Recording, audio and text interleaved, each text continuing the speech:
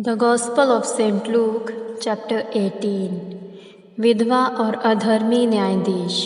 उसने उन्हें ये बताने के लिए कि निराश हुए बिना उनको सदैव प्रार्थना करना चाहिए, ये दृष्टांत कहा। किसी नगर में एक न्यायाधीश था जो ना तो परमेश्वर से डरता था और ना किसी मनुष्य की परवाह करता था। उस नगर में एक विधवा भी रहती थी जो उसके पास बार बार आकर कहती थी, मेरा न्याय करके मुझे बचा। कुछ समय तक तो उसने उसकी ना सुनी। अंत में उसने सोचा, यदि मैं परमेश्वर से नहीं डरता और ना किसी मनुष्य की परवाह करता हूँ, फिर भी इसलिए कि ये विधवा मुझे तंग करती है, मैं उसका न्याय चुकाऊंगा। कहीं ऐसा ना हो कि वह लगातार आकर मेरी नाक में दम कर दे। प्रभु ने कहा, सुनो। इस अधर्मी न्यायाधीश ने कहा, तो क्या परमेश्वर अपने चुने हुओं का न्याय ना करेगा जो रात दिन उसे पुकारते रहते हैं? क्या वह उनके विषय में देर करेगा? मैं तुमसे कहता हूँ कि वह उनका न्याय शीघ्र करेगा। फिर भी मनुष्य का पुत्र जब आएगा तो क्या वह पृथ्वी पर विश्वास पाएगा? फरीसी और कर वसूलने वाले। उसने उन लोगों से जो इस बात के लिए अपने ऊपर भरोसा रखते थे कि वे धर्मी हैं और जो दूसरों को तुच्छ समझते थे, ये दृष्टांत कहा। दो व्यक्ति मंदिर में प्रार्थना करने गए। उनमें से एक फरीसी था और दूसरा चुंगी लेने वाला। फरीसी खड़ा होकर स्वयं इस प्रकार प्रार्थना करने लगा, हे परमेश्वर, मैं तुझे धन्यवाद देता हूँ कि मैं अन्य लोगों के समान ठग, अन्यायी व व्यभिचारी नहीं हूँ, ना इस चुंगी लेने वाले के समान ही हूँ। मैं सप्ताह में 2 बार उपवास रखता हूँ और जो कुछ मुझे मिलता है सबका 10वां अंश तुझे देता हूँ। परंतु चुंगी लेने वाला कुछ दूर खड़ा था। उसने स्वर्ग की ओर अपनी आंखें उठाना भी ना चाहा, परंतु छाती पीटते हुए कहा, हे परमेश्वर, मुझ पापी पर दया कर। मैं तुमसे कहता हूँ कि ये मनुष्य धर्मी ठहराया जाकर अपने घर गया, ना कि वह अन्य, क्योंकि प्रत्येक जो अपने आप को बड़ा बनाता है दीन किया जाएगा, और जो अपने को दीन बनाता है बड़ा किया जाएगा। बच्चे और यीशु। लोग अपने बच्चों को भी उसके पास ला रहे थे कि वह उन पर हाथ रखे, परंतु जब चेलों ने देखा तो वे उन्हें झिड़कने लगे। परंतु यीशु ने पास बुलाकर उनसे कहा, बच्चों को मेरे पास आने दो, उन्हें मना ना करो, क्योंकि परमेश्वर का राज्य ऐसों के ही लिए है।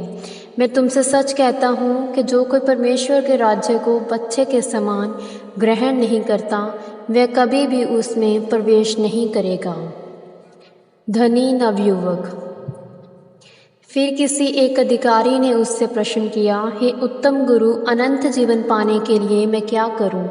यीशु ने उससे कहा, तू मुझे उत्तम क्यों कहता है? परमेश्वर को छोड़ और कोई उत्तम नहीं। तू आज्ञाओं को तो जानता है, व्यभिचार ना करना, हत्या ना करना, चोरी ना करना, झूठी गवाही ना देना और अपने माता पिता का आदर करना। उसने कहा, मैं इनको बचपन से मानता आया हूँ। जब यीशु ने यह सुना तो उसने कहा, तुझ में अभी तक एक बात की कमी है। अपनी सारी संपत्ति को बेचकर कंगालों को बांट दे, तो तेरे पास स्वर्ग में धन होगा, और आकर मेरे पीछे चल। परंतु ये सब सुनकर वह बहुत उदास हुआ, क्योंकि वह अत्यंत धनी था। यीशु ने उसकी ओर देखकर कहा, धनवानों का परमेश्वर के राज्य में प्रवेश करना कितना कठिन है, क्योंकि ऊँट का सुई के छेद में से निकल जाना किसी धनी व्यक्ति के परमेश्वर के राज्य में प्रवेश करने से सहज है। इस पर सुनने वालों ने कहा, तो किसका उद्धार हो सकता है? परंतु उसने कहा, जो बातें मनुष्य के लिए असंभव हैं, वे परमेश्वर के लिए संभव हैं।